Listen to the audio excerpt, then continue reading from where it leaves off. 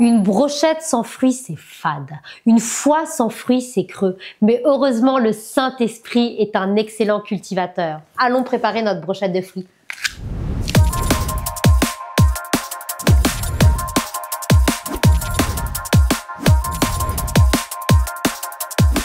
Bienvenue dans les recettes de Sarah. Allez, on ouvre notre livre de recettes dans Galates 5, 22 à 23. Mais les fruits de l'esprit, c'est l'amour, la joie, la paix, la patience, la bonté, la bienveillance, la fidélité, la douceur et la maîtrise de soi. Vous savez, ce verset nous parle de ce que Dieu produit en nous lorsque nous marchons avec son esprit.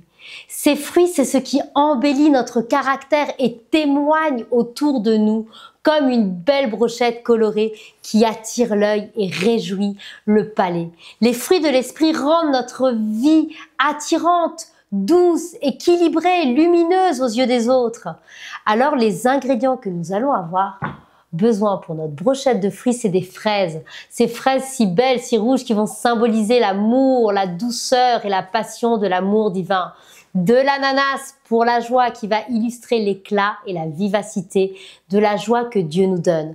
Du raisin pour symboliser la paix. Ça évoque la sérénité et l'harmonie dans notre relation. Nous allons prendre aussi nos kiwis pour la patience qui vont représenter l'endurance et la persévérance. Et puis de la mangue pour la bonté. Montrer la saveur d'une vie généreuse et bienveillante. On va prendre aussi nos pommes pour la fidélité. Rappel de la constance et de la solidité. Nos bananes aussi pour la maîtrise de soi qui va évoquer la souplesse et la retenue maîtrisée. Allez, on va préparer notre brochette et cultiver ensemble les fruits de l'esprit. Bien sûr, il faut laver et découper nos fruits. Cela représente le travail de Dieu en nous qui nous purifie et nous façonne pour produire ces fruits. Pique les fruits sur la brochette. Chaque fruit est important et s'ajoute harmonieusement dans la vie spirituelle. Parce que chaque qualité se complète pour former un beau témoignage. Et puis maintenant, dispose joliment. La beauté de la brochette va refléter la beauté d'une vie remplie du Saint-Esprit. Et c'est ça qui va attirer, c'est ça qui va donner envie et c'est rafraîchissant. Ça donne du goût et c'est là où on peut goûter vraiment à la grâce de Dieu. Savoure. Savoure une vie remplie de fruits de l'esprit. Bénis non seulement les autres, mais ça va aussi nous bénir nous-mêmes. Tu sais, quand les fruits de l'esprit deviennent visibles, ta vie, elle change, mais elle change tout. Les gens le remarquent, ça apaise les tensions, ça attire ceux qui cherchent la paix, ceux qui cherchent l'amour. Franchement, c'est tellement agréable d'être quelqu'un qui respire la patience, qui respire la joie, qui respire la douceur. Et toi-même, t'es plus en paix quand tu laisses le Saint-Esprit te transformer. Ça crée un équilibre et tu deviens stable émotionnellement. Et tu fais du bien autour de toi, sans même forcer.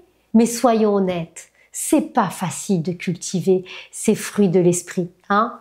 Parfois, on veut imposer notre caractère. Ou même, on réagit mal parce qu'on est fatigué, parce qu'on est blessé, parce qu'on est stressé. Mais le problème, c'est qu'une brochette avec un fruit pourri ou même abîmé, ça gâche tout. Pareil, dans la vie.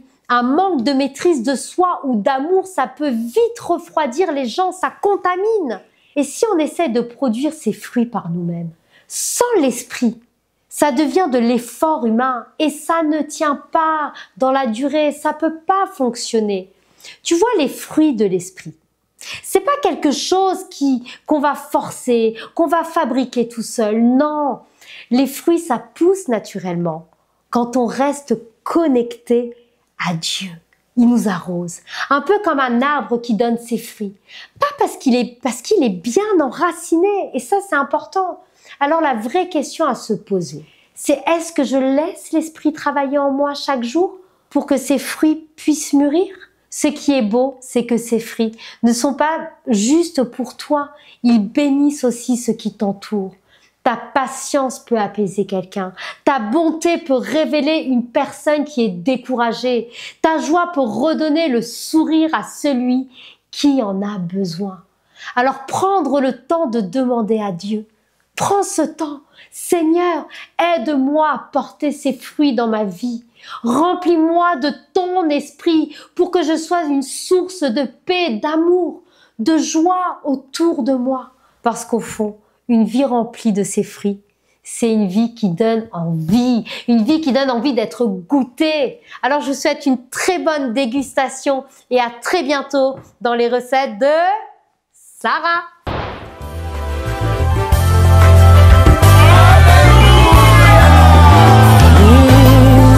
Le monde attend de nous un signe, la révélation de tes anges.